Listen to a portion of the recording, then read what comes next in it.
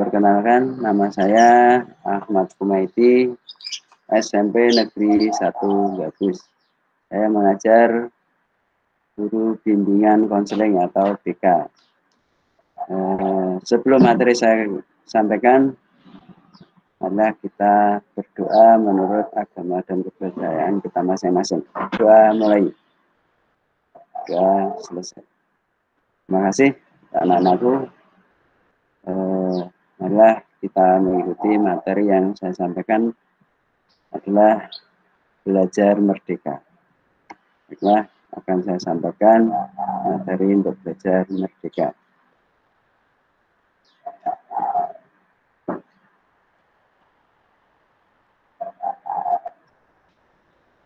Oke. Di sini kurikulum Merdeka Belajar. Kurikulum Merdeka Belajar, mungkin anak-anak sudah tahu apa artinya Merdeka Belajar. Mungkin ada yang berpendapat Merdeka Belajar adalah anak-anak bebas. Itu kalau ada pendapat seperti itu adalah salah. Merdeka Belajar nanti kita kupas satu persatu. Baiklah anak-anak untuk mendengarkan, untuk menyimak apa artinya Merdeka Belajar. Tujuan pembelajaran, mengetahui perkembangan kurikulum di Indonesia. 2. Mengetahui dan memahami hakikat Merdeka Belajar. 3. Mengetahui dan memahami tujuan Merdeka Belajar. 4. Mengetahui dan memahami konsep Merdeka Belajar. 5. Penerapan Merdeka Belajar dalam proses belajar mengajar. Dinamika kurikulum di Indonesia sejak dulu sudah ada. Mulai tahun 1947 sampai sekarang 2021. Yang sekarang ini adalah kurikulum baru. Sebelumnya adalah 2013, adalah K13 atau kurikulum 13. Nah, sekarang ini ada namanya kurikulum Merdeka Belajar di tahun 2021. Mulai tahun ajaran baru nanti adalah kurikulum 2021 adalah kurikulum Merdeka Belajar. Merdeka Belajar adalah merdeka belajar bermakna kemerdekaan belajar, yakni memberikan kesempatan belajar sebebas-bebasnya dan senyaman-nyamannya kepada anak didik untuk belajar dengan tenang, santai, dan gembira, tanpa stres dan tekanan, dengan memperhatikan bakat alami yang dipunyai. Tanpa memaksa mereka belajar atau menguasai suatu bidang pengetahuan di luar negeri dan kemampuan mereka sehingga masing-masing memiliki portofolio yang sesuai dengan kegemarannya. Jadi artinya Merdeka Belajar itu anak diberi kebebasan, diberi kenyamanan untuk belajar dengan tenang, santai, gembira, tanpa stres dan tekanan. Jadi tanpa ada tekanan dari siapapun.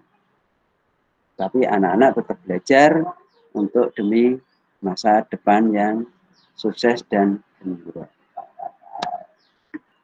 Merdeka Belajar kalau lagi asik, ini contohnya, kalau lagi asik main game, belajar dan tugasnya nanti dulu. Nanggung, lagi seru. Apakah ini yang dimaksud Merdeka Belajar? Tentunya anak-anak bisa mengerti. Kalau lagi asik main game, belajar dan tugasnya nanti dulu. Itu berarti anak-anak mengabaikan dalam belajar. Ini salah.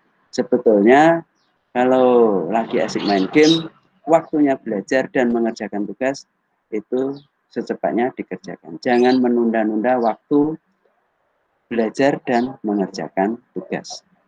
Apalagi pada waktu jam-jam efektif masuk sekolah.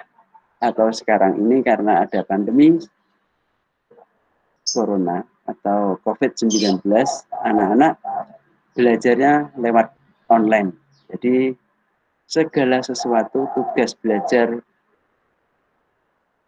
anak-anak diberi tugas mestinya harus segera diselesaikan.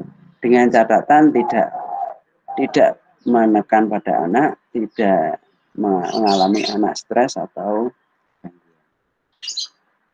nanti kalau pas mau tidak kerjain kok, ini itu alasan. Jadi yang jelas tupoksi anak-anak harus tahu. Tugas dan tanggung jawabnya seorang pelajar adalah belajar dan mengerjakan tugas-tugas. Tujuan Merdeka Belajar agar para guru, siswa, serta orang tua bisa mendapatkan suasana yang bahagia. Merdeka Belajar itu harus menciptakan suasana yang membahagiakan bagi anak-anak. Misalnya anak-anak diberi tugas. Tugas itu dibuat kita gembira. Tapi dengan catatan mengerjakan, tetap mengerjakan. Tapi dengan suasana yang bahagia. Kalian bisa belajar lewat berbagai macam media sosial atau online. Itu bisa mengambil materi-materi yang kalian butuhkan. Tapi dengan catatan harus bahagia. Kalau waktunya istirahat, istirahat. Kalau waktunya belajar, belajar. Di Merdeka Belajar itu harus menciptakan suasana yang membahagiakan. Konsep Merdeka Belajar. Yang pertama, asesmen kompetensi minimum. Penilaian tidak berdasarkan seberapa banyak siswa yang telah membaca buku atau menghafal rumus, tetapi seberapa pemahaman siswa terhadap apa yang dibaca dan dihafal. Jadi siswa tidak ditekankan harus membaca buku, menghafalkan rumus. Nah, tapi ya setidaknya siswa bisa apa yang dibaca dan dihafal. Harus paham. Terus yang kedua, survei karakter. Menghargai perbedaan kemampuan individu masing-masing siswa. Memiliki kecerdasan yang berbeda. Artinya siswa satu dan yang lainnya itu mestinya kecerdasan itu mesti berbeda. Dan karakternya pun akan berbeda. Misalnya siswa A kemampuannya dalam belajar itu harus dengan menggunakan musik. Yang kemampuan B dalam belajar itu harus suasana tenang. Ini adalah perbedaan bagi anak-anak dalam kemampuan belajar. Gitu. Jadi intinya anak-anak tetap belajar dan belajar. Gitu. Yang ketiga, perluasan penilaian hasil belajar. Perluasan penilaian hasil belajar yang kemarin di tahun 2013 K13 semula ada ujian nasional, di tahun 2021 ini ujian nasional menjadi penugasan dan portofolio. Jadi ujian nasional diganti menjadi penugasan dan portofolio. Yang keempat, pemerataan kualitas pendidikan hingga ke 3T. Kelima, pengembangan pola pikir, mampu berpikir kritis dan analisis, bukan hanya kognitif saja. Tapi pengembangan pola pikir itu harus anak itu berpikir kritis, dapat menganalisis, tidak hanya kognitif saja, tapi mempunyai gagasan yang kritis. Misalnya belum tahu apa yang telah diajarkan Bapak Ibu Guru, kalian bisa bertanya. Atau mencari bahan-bahan ajar, bahan-bahan pelajaran yang sesuai dengan pelajaran kalian, itu bisa lewat online. Yang keenam, inovasi di tingkat pendidikan. Kurikulum Merdeka Belajar. Merdeka Belajar esensinya adalah kemerdekaan berpikir. Jadi kurikulum belajar itu harus intinya ada esensinya adalah kemerdekaan berpikir. Jadi kalian berpikir itu merdeka. Tapi jangan salah artikan tidak belajar merdeka. Jadi kalian harus berpikir merdeka. Esensinya adalah berpikir kemerdekaan bagi anak. Contoh saja seperti ini. 25 bukan hanya berasal dari 5 kali 5, tetapi bisa jadi dari 20 plus 5. Atau bisa dari 30 dikurangi 5. Bisa jadi berasal dari 100 dibagi 4 dan lain-lain. Ini menggambarkan bahwa nilai 25, hasil dari 25 itu bukan dari satu jurusan saja, tapi bisa jadi berbagai jurusan. Atau mungkin pelajaran, misalnya matematika atau pelajaran IPS. Itu ada pertanyaan A misalnya. itu bukan berarti dari sudut sumber satu buku saja, tapi bisa jadi dari sumber lain, bisa buka online. Nah, itu. Jadi tidak hanya satu sumber, tapi dari beberapa sumber. Jadi guru memberikan kesempatan pada siswa untuk berpikir kreatif. Nah, ini namanya berpikir kreatif. Di kreatif itu tidak hanya satu sumber saja, tetapi dari beberapa sumber. Penerapan Merdeka Belajar di masa pandemi. Pada saat pandemi, KBM dilakukan secara online. Nah, ini di masa pandemi seperti ini, guru memberikan pelajaran secara online. Siswa dan orang tua secara tidak sadar telah masuk dalam era digital dan harus menguasai teknologi.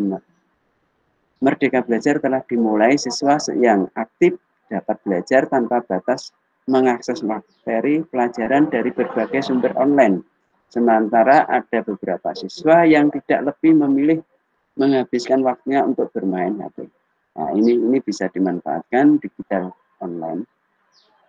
Jadi Merdeka Belajar, siswa dapat mengakses berbagai sumber media belajar dari online. Misal pelajaran UPS, bisa sumbernya dari buku, guru dari buku, hanya satu buku, siswa bisa mencari sumber lain dari online lain. Nah, ini yang dikatakan siswa kreatif. Nah, jadi siswa tidak hanya monoton dari satu sumber saja, tapi dari beberapa sumber untuk mengetahui materi pelajaran yang ada. Jadi gunanya teknologi digital bagi anak itu tidak hanya untuk bermain HP, bermain game, tapi gunanya adalah untuk belajar dan belajar. Jangan disalahgunakan. Jadi HP tujuannya adalah untuk sumber belajar online. Jadi ya kadang-kadang bisa untuk gunakan bermain, tapi yang jelas ada batasan waktu. Guru dituntut untuk berinovasi dan kreatif, menciptakan situasi belajar yang menyenangkan. Guru selalu berceramah dan memberi tugas mengerjakan LKS bukan lagi zamannya, karena banyak aplikasi menarik di beberapa pilihan. Penyediaan layanan online menjanjikan belajar lebih asik dan menarik. Jadi guru ini sekarang dituntut untuk belajar secara online yang menjanjikan belajar lebih asik dan menarik. Dan guru sekarang itu tidak hanya berceramah saja, memberikan tugas mengerjakan LKS, tetapi guru dituntut untuk belajar secara online.